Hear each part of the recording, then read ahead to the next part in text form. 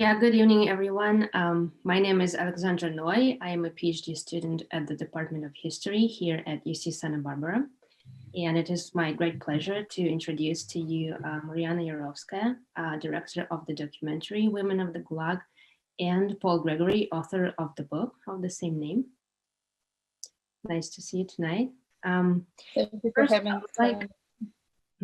I would like to thank you, Marianna, for this powerful documentary film, and thank you, Paul, for this very important book on this topic. And I think they complement each other very well.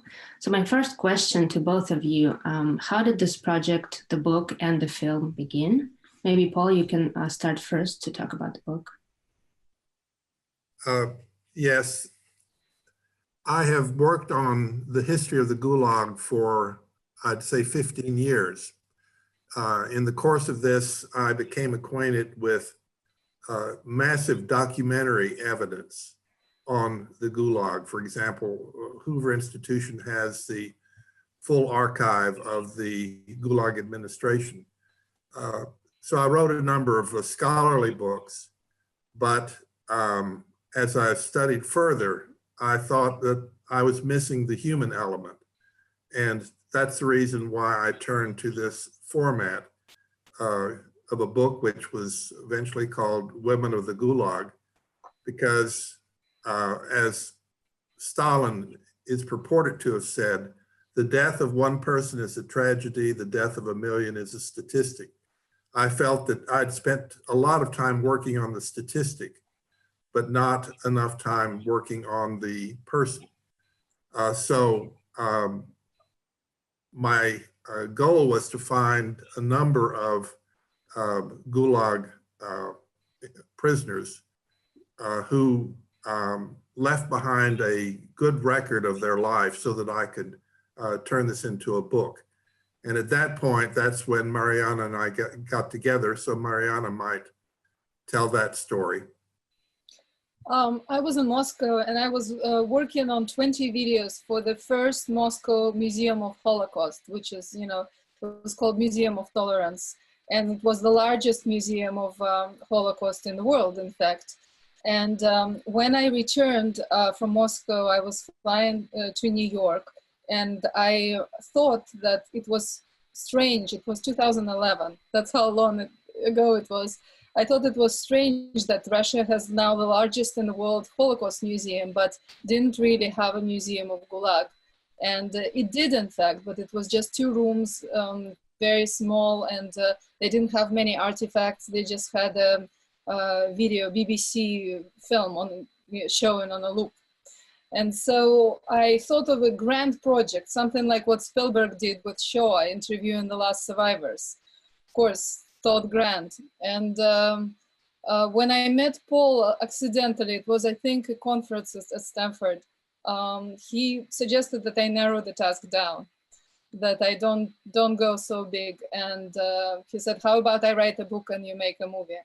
And so it took Paul 1 year to write the book, and it took me almost 7 years to make a film. This is actually the book. And the pictures on the cover are some of the pictures that we took during filming. So some of his characters are in the film, and some of our characters ended up in the book. I called, we call it transmedia or cross-platform, because nothing is based on anything. It's just complements each other. Exactly, and I'm wondering how these 2 approaches in the book and in the film, these 2 approaches to present the memory of Stalinist repression are different or maybe similar? Well, as you've noticed, my book, Women of the Gulag, takes place at 2 levels. One is at the victim level. The other is at the repressor level. So I wanted to show how decisions being made in Moscow, in Stalin's dacha or in Stalin's office, filtered down to the victims. It sort of gave you a premonition of what was going to happen to these characters. So it's a combination of history and then personal storytelling, which left us with an important decision to make, which was how much of the official side of the Gulag are we going to put in this, and how much of the personal side we're going to put in this? And that was the most difficult decision that we had to make. And Marianna can tell you how we came down. When we were at Stanford, Paul introduced me to Anne Applebaum. I have a bunch of books here. So she wrote this big book called Gulag, and which won a Pulitzer Prize number of years ago. And we interviewed Anne, and we interviewed some of the biggest experts on Gulag on the planet, you know, so Russian professors, you know, the Dean of History Department at Moscow State University, Robert Service, who is a professor emeritus at Oxford. So we had all these incredible experts, and we cut them all out. Because I think in the film, film speaks to the soul, right? And the story has to touch the heart. And so we just left the eyewitnesses in that actually sat in the Gulag, that spent time in prison, not their children, not their relatives, but the actual last witnesses. And they were last because out of our 6 characters, only 1 is still alive. Yeah, thank you for that. And my next question to both of you is actually more about the structure of both the book and the film. And I actually felt when I was reading the book and watching the movie that they were very personal, they were very immersive. But both of you were interweaving personal stories of suffering into a larger narrative about the Stalinist terror. So Paul's book actually shuttles between individual stories and chapters about Stalin and his henchmen, who were the main perpetrators of the terror. And Marianna's film also interviews female voices with family photographs, documentary sequences, and shots of contemporary scenes to show this larger historical picture. So I wonder if you could speak a little bit more about the structure. How did you construct the narrative in the book and in the film? Marianna, that's yours.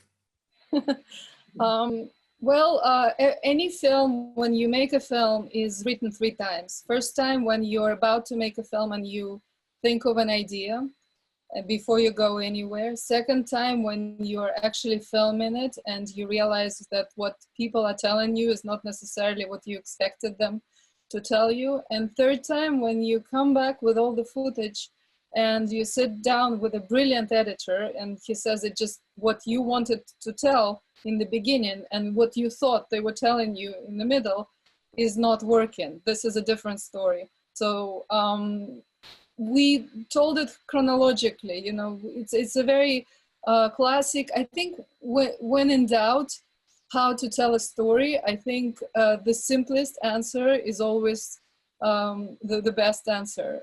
You can break the rules afterwards, but first you build the narrative so that it's clear to anybody. Anybody who doesn't know what Gulag is, anybody who doesn't know anything about these people, that they understand the story. So we structured it the same way as Solzhenitsyn structured his Gulag archipelago, you know, from the peaceful life to arrest of the parents and execution of the parents, to their arrest, their interrogation, the prison, the transportation, the camps, the release, the life after the release in exile, and then the afterwards, the current day. So we just did a very, very simple simple solution, which worked. I must say that the structure that Marianna just described is basically also the structure of the book. That is normal life, arrest, incarceration, return to normal life. And I can tell you that it was with great regret that we left those great interviews with the world's best experts on the Gulag on the floor. And if you have a film program, we have great film from the greatest experts on the Gulag, which we've never been able to use. It's just because in comparison, when you hear the actual witness and somebody who went through this, no expert can match. It just doesn't look natural. Yeah, that's what we learned. That's what we learned. Yeah, you need personal testimonies yes. to touch the hearts of the audience. Mm-hmm. Yeah, and going back to what Paul mentioned a little bit earlier, he talked about these two levels, the victim level and the repressor level, both in the book and in the film. And I was really struck by a quote in Paul's book.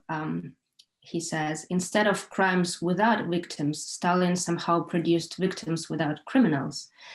And I thought that one of the messages of the book and the film is that we should remember the names of the victims, but we should also not forget the names of the perpetrators.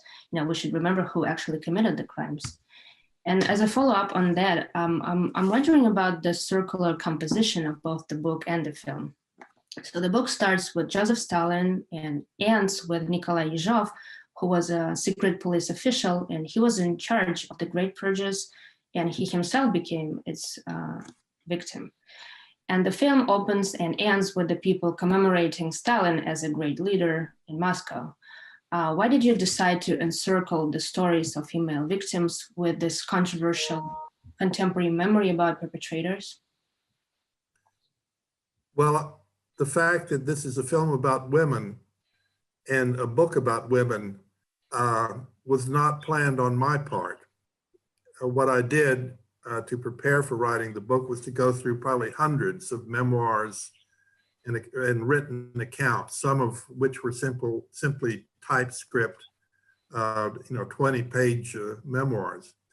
But as I went along, I saw that only women left behind the accounts we would be interested in, namely their personal life, their families,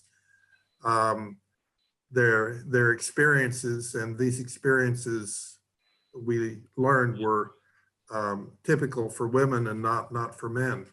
So I ended up, before Marianna and I made our plans, with a book about women, but this was not planned, but it definitely turned out just right. It's one of those cases when you start something feeling that it must be right, and then it turns out right, but you don't quite know logically why it is right, and then you find an explanation. You can find explanations, but there are many explanations why women. First of all, women live longer, so there were many more live women to talk to than men. Secondly, women's experiences are not very widely known, because everybody knows Solzhenitsyn, not everybody knows Solzhenitsyn's secretary, and she's in our film. And thirdly, as a woman, I'm interested in women's experiences and how women's experiences in the Gulag were different from men's. And in fact, women in the Gulag were slaves of slaves. That's a quotation from Shalamov's short stories. Paul, would you like to add, or I can? Well, on the 2 points. One point is that we agreed that in the selection of characters, they must be drawn from a wide spectrum of Soviet life. Quite often, books about victims of the Gulag are about the intelligentsia, but the average victim of the Gulag was a peasant or a factory worker. So we have what we would call a small sample, 5, 6 people. But we tried very hard to put in peasants, to put in factory workers, to put in intelligentsia, to put in musicians, etc. We had one princess. And a Abkhazian princess, yes. That's an incredible story. Each one was an incredible story, and it was very difficult to pack it all into into 43 minutes or so. So the story of the Abkhazian princess was incredible. The story of who else was incredible? Marianna, remind me.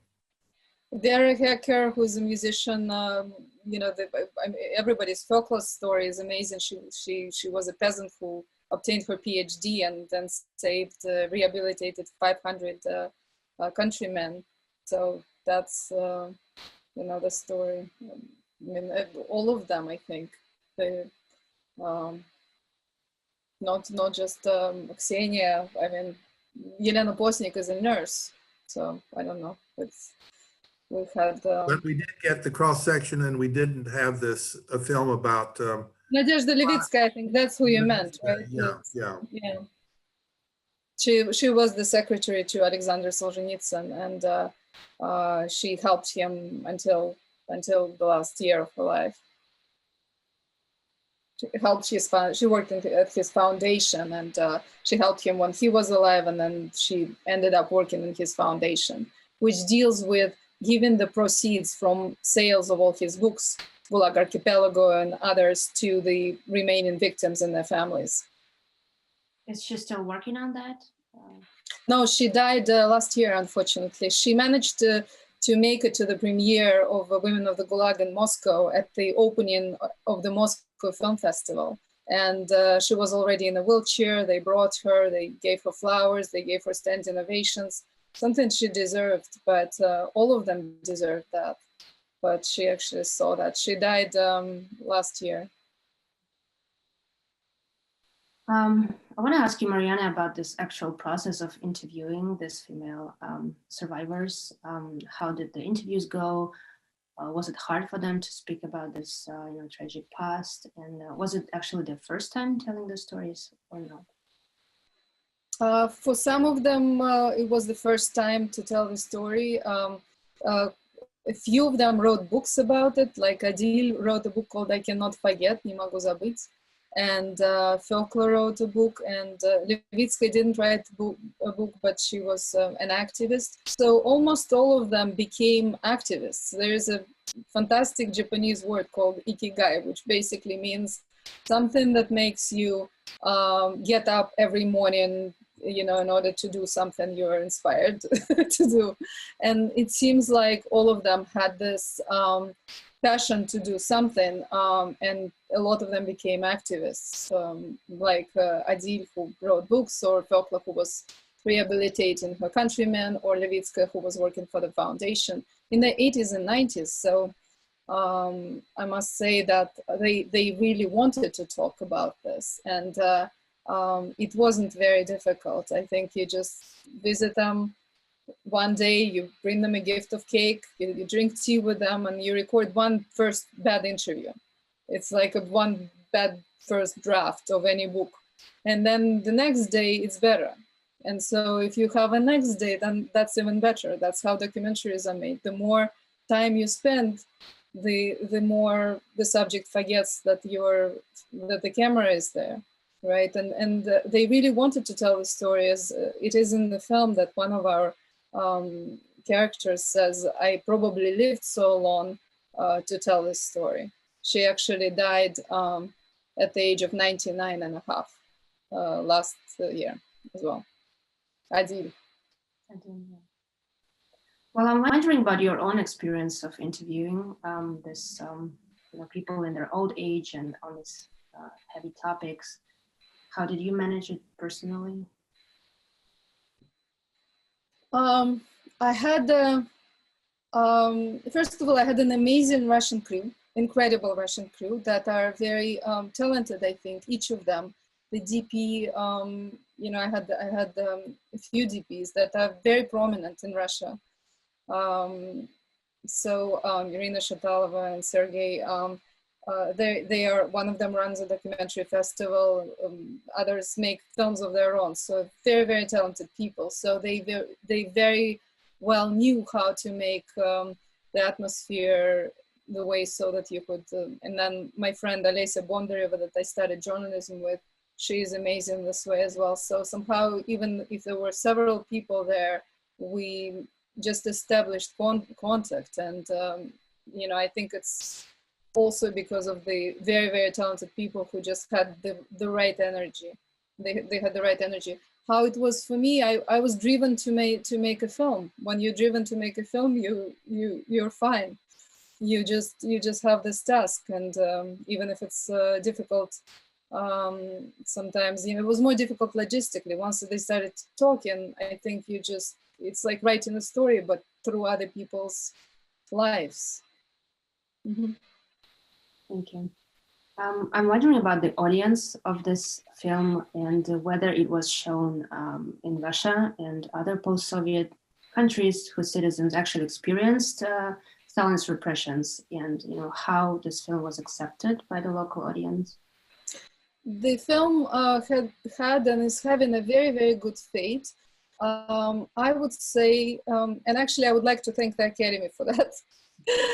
It was shortlisted for an Oscar 2 years ago, and even making a top 10 versus top 5, which is Oscar nomination, Oscar shortlist opened doors for us. It opened doors to festivals. It also made us noticed in Russia, first by the so-called liberal position media or liberal media. There was also Voice of America at first, or Radio Freedom, Radio Free Europe, and then slowly Station Echo of Moscow, culture program, and then suddenly Russian television, Channel 2, buys it. They yet have to show it, but they acquired it. I keep waiting. It's supposed to be October 31st, correct? Correct.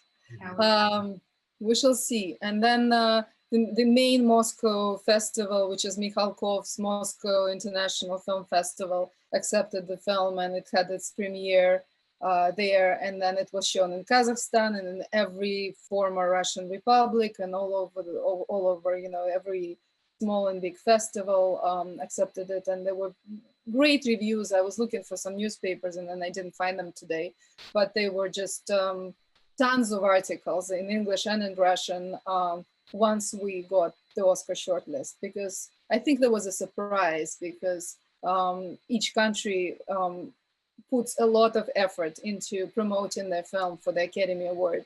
It's very difficult. It's almost unattainable. And suddenly some unexpected subtitled short Russian documentary gets shortlisted into top 10 Academy Award versus a multi-million, 30 million feature that was presented by the Minister of Culture. And I was a Russian citizen, so I even got a phone call from the Minister of Culture and so forth. Mm-hmm. So the Oscar campaign actually helped to bring the film back to Russia. Oh, absolutely. I think that it's highly recommended to any filmmaker out there. Marianna became an instant celebrity in Russia because you looked it up, and you're the first Russian woman director in X years or ever to have gotten a film shortlisted, a documentary film. Is that correct? I think yes. I think there was a documentary, Russian documentary that won an Academy. No, that was nominated for an Academy Award, but it was in the 80s. So since then, I think in documentary for women, I think there were no women directors since then in this documentary category. But so that all helped. All that is done actually to have the film out there. So it really helped the film. Yeah, the Russian cultural authorities and political authorities really don't know what to do with this film, because on the one hand, there is this Stalin, great manager, great leader direction. And on the other hand, it cannot be denied that there was the Gulag, and that each Russian family has some relative who was in the Gulag. So many people would think that we were making a furtive film, trying to stay clear of authorities who were against making that film, but that wasn't our experience. In fact, the fact that it supposedly will be on Russian network TV simply shows that Putin in particular is playing sort of both sides. He can say, look, we have on our network TV this film about the horrors of the Gulag, but our bookstores are full of favorable books about Stalin. So that was our experience, and we really didn't know what to expect when we began. Marianna, would you like to pick up on that? I actually brought a calendar with me, but I don't know if anybody can see it. It's a 2020. Does it say 2020? It should say 2020 somewhere. but it's 2020 calendar. Yeah, it's calendar 2020. Stalin, the Forgotten Heritage, and it's basically, you know, it was picked up in one of the major bookstores last year in Moscow, and there are so many books and so many. So it's basically, this is not, it's not like in the situation with some of the Nazi history when, you know, there is some things that are outlawed. You know, there are books that glorify him. There are shelves that, you know, of books that say, you know, Stalin as Jesus Christ, or how Stalin overcame corruption, or, you know, did he really overcome corruption? So it is this dual situation, that on one hand there is this going on and it's not outlawed, and it should be, and on the other hand there is a monument to Solzhenitsyn that is opening up, and Vladimir Putin is visiting the monument. So it's this duality that is happening. It's maddening. Yeah, exactly. There's this duality in what authorities do, and there's also duality in what people, you know, how they view the past, how they view the Soviet past. And you know, you made it perfectly clear in the movie that there are so many people still commemorating Stalin and, you know, placing flowers on his grave. And it's interesting, you know, how we should interpret this. And also the way history is taught in Russian schools. I read some school books that are presented to students in the past 4 years, and in fact, it's not at all what we used to read in the 1990s in Russia when truth started coming out. Now it's embellished, really embellished. Well, I hope the movie will be a must-see in schools, maybe. In Russian schools, you know, so far we are selling the film or showing the film across the universities all over the world, except for in Russia. Everywhere, hundreds of universities, from Australia to Canada, from UK to, you know, to Asia, to South Korea, to, you know, to countries where it matters, because it really matters in South Korea, because they have a threat of North Korea. And Hong Kong, remember? Hong Kong, we receive the words in these kinds of countries, you know, like in Hong Kong, where there is a threat of communist takeover, when, you know, especially in South Korea, where there's a threat of North Korea and so forth, you know, in the Baltic republics, in Ukraine, and, you know, so everywhere, but in Russia. But I noticed that your film was shown as part of Aeroflot, Russian Airlines in flights. Yes, amazing. Negotiate. Just to Aeroflot, maybe they need here and there. It's incredible. That is true. Aeroflot bought the film, and but the interesting part about Aeroflot, that I started getting messages, like personal messages or messages through somebody saying that, you know, somebody must have broken into their network and put in this very unlikely film. You know, they were really serious, you know, that it was, you know, let's not talk about it publicly on Facebook, for example, because they might see and remove it, or something like that, because it was a longer version also of the film that had a little bit more, but, you know, I don't see anything too daring in the film, really, but it was strange that some people thought that it would be an unlikely movie. But we did this on the basis of a rather long contract, so there was no question about its legality. And I don't know how many American Russian specialists wrote us and said, we didn't know anything about the film until we saw it on Aeroflot. So that was a very good distribution system. For the people who travel to Europe. Yeah. I actually told my mother to watch it last spring when she was, you know, she was planning to come here, but she had to cancel her Aeroflot flight because of the pandemic. Okay, so we have a couple of minutes, you know, to finish this session with my questions, and then we can turn over to the audience. And, you know, one of my last questions, I just want to ask Marianna and Paul about your future projects. or like work in progress that you're doing now? Marianna. Sure. Not every director talks about future projects, but I think that ours is very interesting. It actually has to do with Hong Kong. And when I was in Hong Kong last time, I started interviewing the protesters that were fighting or protesting against the mainland China takeover. And we were, I recorded, we found some people, and I was also interested in women and in younger women. It was kind of a continuation of Women of the Gulag in some ways, because it was social issue subject. And then I filmed it in October and November, and then I returned to Hollywood, and then I was going to fly back to China in January. And so I bought a lot of masks, because something was already starting up there, just to give out. And that did not happen. And we brought in actors, which is very interesting. We auditioned some amazing Asian American actors who, in order to protect the identity of these protesters, because if anybody knows what's happening in Hong Kong, it is pretty grim right now, the situation. So a lot of these people are afraid for their safety.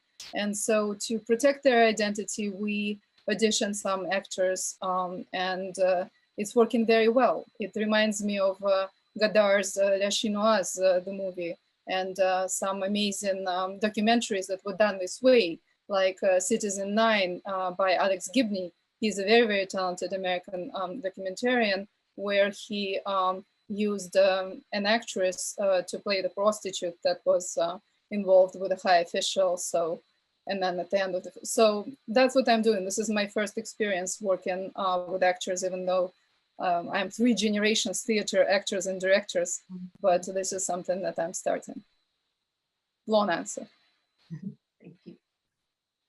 Paul? From my perspective, what is going on in Hong Kong is something that we need to pay attention to. This is a modern, contemporary example of communist takeover. We have very good histories of the communist takeover of Czechoslovakia, Hungary, etc.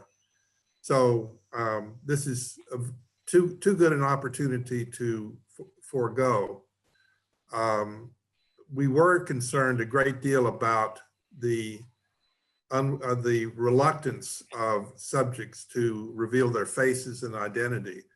So we're very excited about this notion of using really first-rate actresses or actors who can play the roles. And so we already have, what, 5 or 10 audition tapes? I can't recall the number.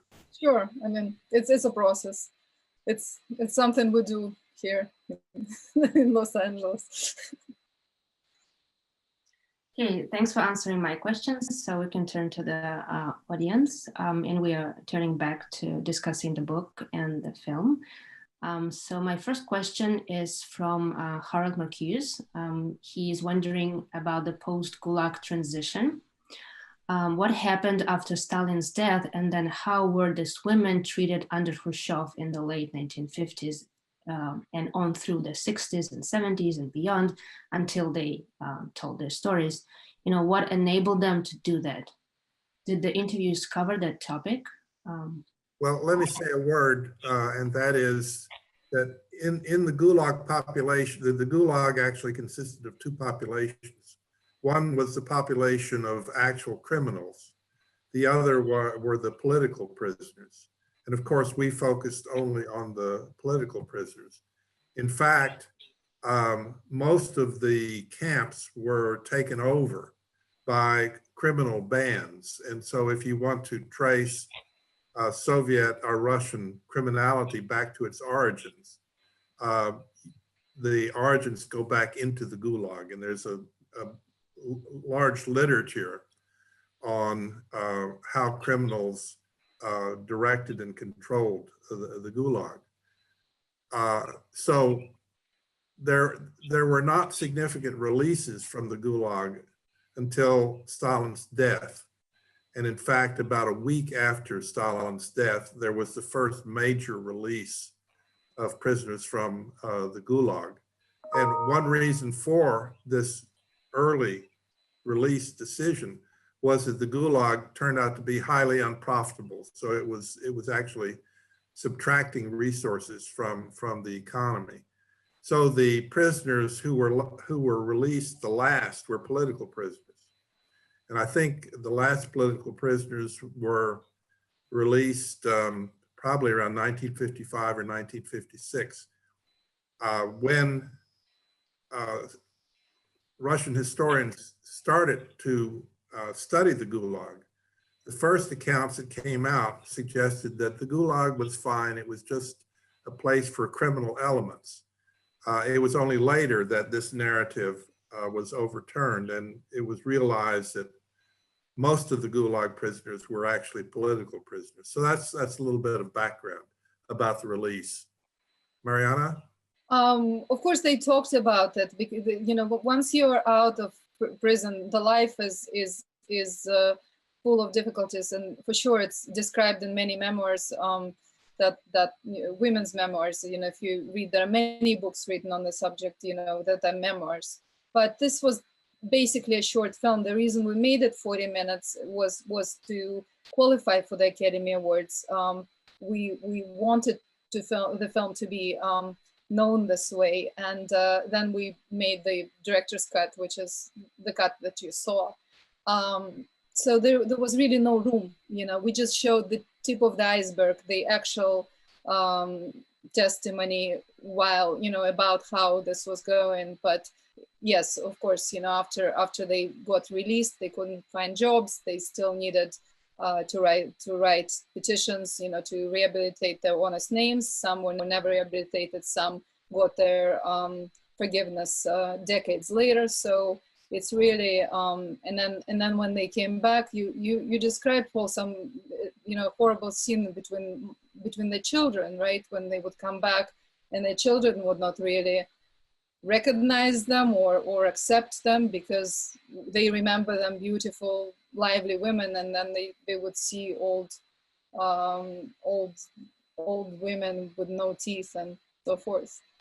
And they'd been taught all their life that their parents were criminals. Right, exactly. So, and there was this lack of, you know, lack of connection that probably broke their hearts. But with my characters, a lot of them never created any families. Just when we were filming, women who were arrested and sat in prisons were already, you know, in the late 20s and 30s and the 20s, they all died. So our characters were arrested and put in prisons when they were teenagers. So many of them were not married. And after they got released, many of them never married and never had children. And it's related to women's health. It's related to mental health and all these kinds of things. So at least half of our heroines never had families. I think it's even more than that. I think it's 1 out of 6. That was Adil had children. Adil had children, but also, well, Vera Hector had children, and then Ksenia had children. No, they had children. Okay, yeah. But then it'd be about half. Right, yeah. Yeah, the challenges people were facing after the release were really huge. However, you know, they were free now, but, you know, their life was full of difficulties. Well, it was very important for them to be rehabilitated, which was the bureaucratic process. And one of our characters, Fyokla, devoted her life after the Gulag to rehabilitating people who could not fill out these complicated forms. Or well, simply illiterate. Yeah, if without rehabilitation, you really didn't have a right to a job. You really didn't have a right to a place of permanent residence and so forth. So, and the rehabilitation documents read, you are rehabilitated for absence of a crime. Right. That was the most common, for absence of a crime. So you spent 20 years in the Gulag for absence of a crime. And the document didn't say anything about we're sorry about this or anything. It was just you're rehabilitated for absence of a crime. Yeah, the state was granting rehabilitation instead of, you know, saying sorry for that. I have a next question from Catherine Nestim. One of the survivors outlived her work digging uranium ore.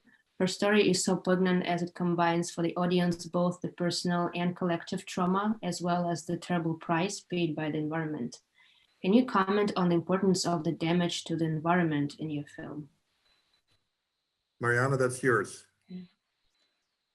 I think that's a subject for another film. I worked on so many environmental films in my life, and I actually even was a senior editor for Greenpeace USA at some point. You know, all I can say that the Yelena Posnik, who worked on the uranium mines, is the only one who's still surviving, who still lives. So she survived it all. I think that I can also say that the Gulag labor was not really very economically profitable. That's for sure. You know, aside from some environmental, you know, issues, and it was really not economically viable.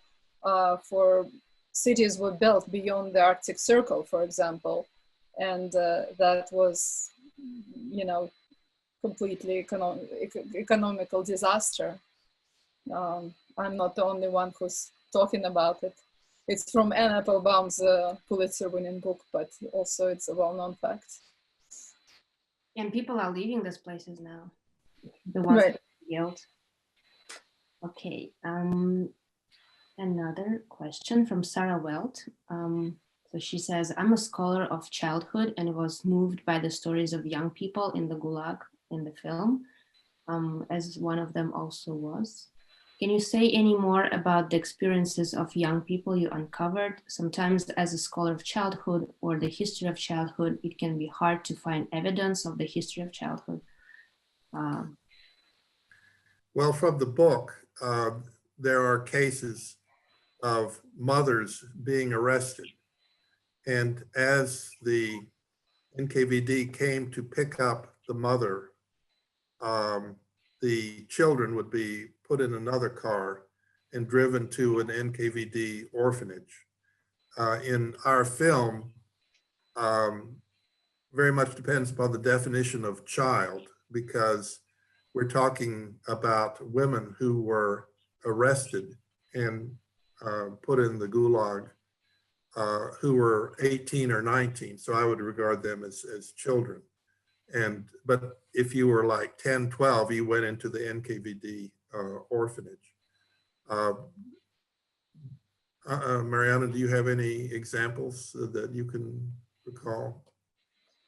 I think Adil was the youngest, but also with Ksenia, she was taken in with her 5 brothers as the parents were, you know, were, I think, killed, right? You know, I think that fathers were executed, and Vokla was taken in with 2 sisters. Sisters were older, so they were, you know, the Ksenia was with kids, and she was the oldest sister. So she was talking about being with 5 boys.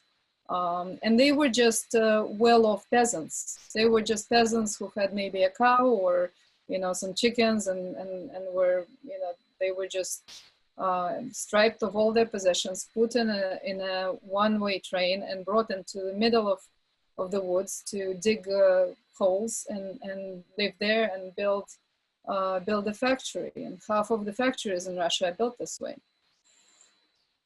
Were built this way in the 30s and 40s, right? Yeah, it's important to note that the so-called unknown Gulag, which was a special settlement for peasants, what Marianna is talking about are examples of that.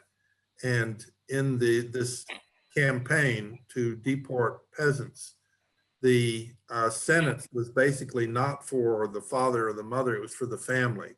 So the family was being deported, and the family and family members did not have a right to leave that special settlement. Some children could leave the special settlement only upon graduation, and that is if they showed some sign of social usefulness. Right, and there was no really fence, or there were some guards, but they were not really, because there was no way to run. it was in the middle of the woods. They had no way to run, so it was a prison, but it had it wasn't fenced from what they told us. Yeah, the oldest woman you interviewed was 96, I think. Ksenia, she was a peasant exile. I'm wondering if you had a longer interview with her about her experience. We interviewed her several times, and in the last two interviews, she lost her sight completely. She was completely blind, and we didn't use those interviews because even though it's striking to talk to somebody, we didn't want her to look pitiful. We wanted her to look strong and empowered, because these are the strongest women I've met probably in years, in many years. We showed the film to former State Secretary George Shultz, and his first reaction was how powerful, how strong these women are, coming from a man who was 99 years old, who is 99 years old and is very strong himself. So it's interesting. I have another question about the location of the filming sites. It's the question from Katerina Kurteva. So these filming sites are very remote. Were they off limits for filming? Did the crew have to get permits from the government? What about radiation exposure at Kolyma, the Budukchak camp? I think I know Katerina. She's a filmmaker in Moscow. No, we didn't have any permits.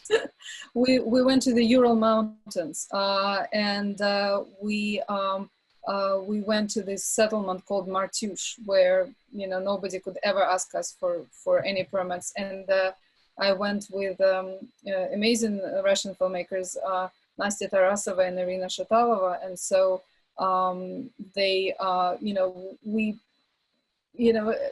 we were filming as locals. So we stumbled just accidentally.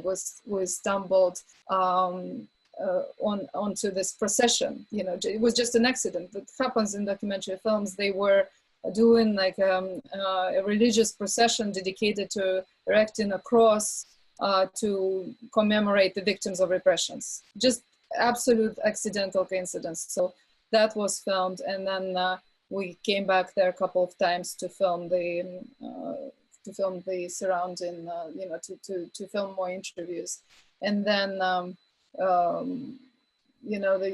Abkhazia also, and then so no, we didn't have, and I think even on the Red Square we didn't use any permits because we didn't have a tripod. So there was no, we just did cinema verite. There's actually one quick question about this, political situation. It's a question from Rita Rayleigh. She's wondering about the statistics of public approval of Stalin and what's the consensus now. But we covered this a little bit. But I'm just wondering if you want to talk a little bit more about, how people in Russia and post-Soviet countries view this tragic past, why they still commemorate Stalin when we have so many testimonies from the victims. It looks one should not underestimate the power of the Stalin myth. And we had a number of cases from Russia, by the way, of older people who accused Marianna of lies. This was all a setup. This couldn't be. And one item of proof they would offer was the story of Fioklo, working in the swamps in freezing weather, who would wake up with a frog in her mouth. The frog got into the mouth for warmth. And one critic says, it's all a lie. No one can wake up with a frog in their mouth. But this is absolutely true, correct? Marianna, did in public showings, did people come up to you and say, what you've shown is a lie? I heard it mostly while I was making the film, because it was very interesting. I was interviewing editors when I was in Russia, and I first wanted to bring in a Russian editor. And before I found the very talented Irina Volkova, and then Leni Feinstein. So I had one Russian editor and one American editor, which worked perfectly because they both worked so that the film is understandable, understood by Russian and American audience. One Russian editor interviewee came to my office in Moscow and said, I would like to cut the film, but there are two problems with it. First problem is how, first of all, you know, why you even mentioning Stalin? Because all crimes were committed by the median and you know, lower managements on location. He didn't even know about most of this. So that shocked me quite a bit. And the second thing he said, how do we convince the audience without editing that they're telling the truth? They're old people, they're forgetting things that they're saying. How do you plan to convince people that these witnesses are telling the truth? And so he didn't get the job, but it really stuck in my mind that some people would be asking those questions. Versus, you know, when you hear Holocaust survivors, and there are hundreds of Holocaust films and very few Gulag films, those questions are not asked. And that's, you know, that's the way the history is turning out. There was no, there was no Nuremberg for Gulag. And speaking of the archives that you also used for the film, there is a question from Marianna Maldonado. How did you manage to find the archival material for the film? And also, I read in one of your interviews, you mentioned that you are an archival film researcher. So maybe you can explain what this means. This is how I make my bread and butter. You know, we as filmmakers, we need to eat every day, put bread on the table. And this is what I started with in maybe 20 years ago. I worked on several big films. One of them is Inconvenient Truth with Al Gore and with Rory Kennedy, Last Days in Vietnam. The first one won an Academy Award, the second one was nominated, and then there were 3 or 4 films that won Oscar nominations or won Academy Awards, films like Samsara. And being a film researcher, footage researcher means that you both research the facts behind the film, but also find the best footage for the film possible. I worked on maybe 200 Hollywood films and numerous television shows, and I'm working several right now, like a big Netflix show on dictators of the 20th century, which is a match. And so for this film, it was very, very different because I thought I was an archival pro. And for the film about the Gulag, I stumbled into an archival desert.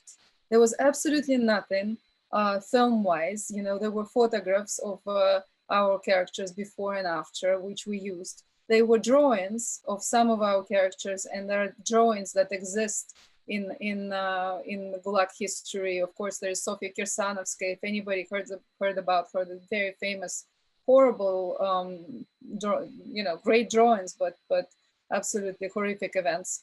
Kirsanovskaya, yes. And so there are drawings and pictures before and after, but there is really no film.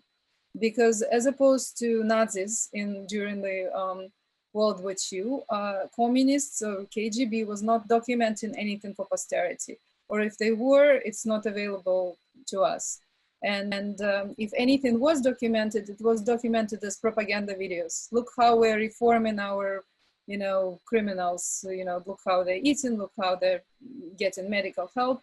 So these are few, you know, clips or, you know, film reels that are very well known, and they're used and reused, and they're known Getty Images and Russian archives, but really there is nothing rare and unique in you know, in terms of finding anything that has not been shown, just because they were trying to erase the tracks, the trace of this, instead of documenting for posterity.